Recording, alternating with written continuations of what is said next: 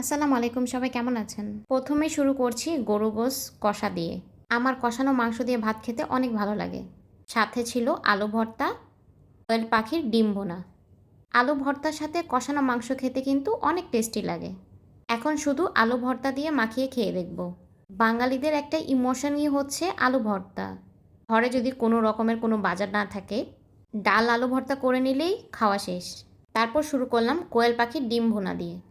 এই ডিমগুলো দেখতে এত কিউট, আমার খেতেই ইচ্ছে করছিল না।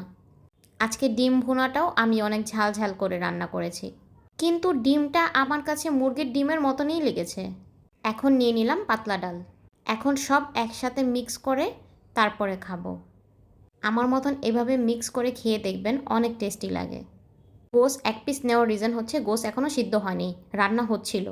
যাই হোক, আমার ভিডিওটি ভালো লাগলে please like, follow and share. আজকের জন্য এতটুকুই। আল্লাহ হাফেজ।